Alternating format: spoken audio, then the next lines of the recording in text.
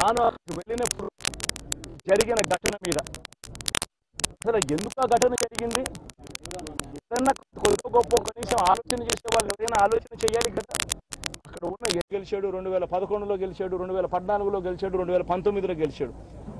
ఒక మనిషి కన్సిస్టెంట్గా 4 సార్లు ఎమ్మెల్యేగా గెలుస్తూ వస్తున్నాడు అని అంటే ఆ మనిషి మంచోడుగా మనిషిని కేవలం 4 సార్లు ఎమ్మెల్యే తాను 2000 కన్సిస్టెంట్గా 4 సార్లు ఎమ్మెల్యే గెలిచాడు. 2009లో గెలిచాడు, 2011లో గెలిచాడు, 2014లో గెలిచాడు, 2019లో గెలిచాడు. ఒక మనిషి కన్సిస్టెంట్గా 4 సార్లు ఎమ్మెల్యేగా గెలుస్తూ వస్తున్నాడు అని అంటే ఆ మనిషి మంచోడుగా పెట్టి బూతులు నడుపుతా ఉన్నారు. అటువంటి పరిస్థితుల్లో అన్యాయం జరుగుతూ ఉందని చెప్పడం కోసం, అన్యాయం జరుగుతూ ఉన్న వాళ్ళ పక్షాన్ని నిలబడడం కోసం ఎమ్మెల్యే లోపలికి పోయి ఈవీఎంను పగలగొట్టే కార్యక్రమం జరిగింది.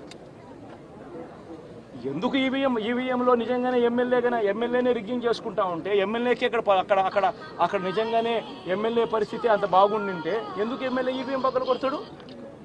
అక్కడ పరిస్థితి బాగలేదనే కదా, అన్యాయం చేస్తూ ఉన్నారనే కదా. అక్కడికి పోయినప్పుడు అన్యాయం చూశాడు కాబట్టే కదా ఈవీఎం పగలగొట్టాడు. ఆ ఈవీఎం ఏదైతే పగలగొట్టిన కేసులు ఏదవుతుందో తనకు బెయిల్ వచ్చింది.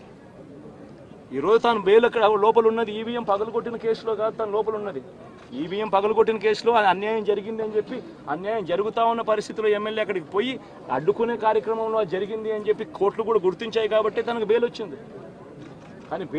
కానీ మళ్ళీ ఆ తర్వాత ఏం జరిగింది? ఆ ఇన్సిడెంట్ జరిగిన 10 రోజుల తర్వాత, ఆ ఇన్సిడెంట్ జరిగిన 10 రోజుల తర్వాత అంటే మే 23వ తారీఖున ఎమ్మెల్యే అక్కడికి వెళ్ళి హత్యాయత్నం చేశాడట.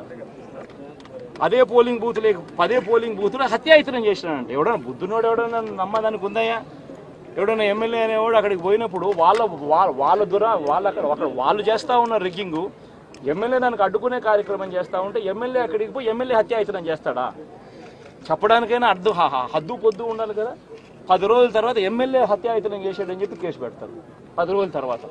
ఇప్పుడు నిజంగానే అటువంటి ఇన్సిడెంట్ జరిగిందంటే సిట్టు 17వ తారీఖు నుంచి మే 17వ తారీఖు నుంచి 20వ తారీఖు లోపల మధ్యలో ఇచ్చిన రిపోర్ట్లో ఆ సిట్లో అది చెప్పాలి కదా, ఇట్లా జరిగింది, ఎమ్మెల్యే అనే వ్యక్తి హత్యాయత్నం చేసే కార్యక్రమం చేశాడు అని చెప్పి రావాలి కదా. మరి ఎందుకు సిట్ రిపోర్ట్లో రాలేదు?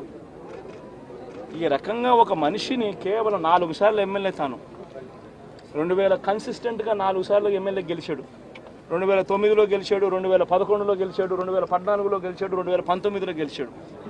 ఒక మనిషి కన్సిస్టెంట్గా 4 సార్లు ఎమ్మెల్యేగా గెలుస్తూ వస్తున్నాడు అని అంటే ఆ మనిషి మంచోడు కాబట్టే గెలుస్తూ వచ్చాడు, ఆ మనిషి మంచోడు కాబట్టే ప్రజలు ఆశీర్వదిస్తూ వచ్చారు. అటువంటి వ్యక్తిని తీసుకొని వచ్చి తప్పుడు కేసులలో ఈ మాదిరిగా బిగించడం ఎంత మటుకు ధర్మం? ఈరోజు ఒక్క రామకృష్ణారెడ్డి ఒక్క పరిస్థితే కాదు, రాష్ట్ర వ్యాప్తంగా ప్రతి గ్రామంలోనూ కూడా ఇదే కార్యక్రమాలు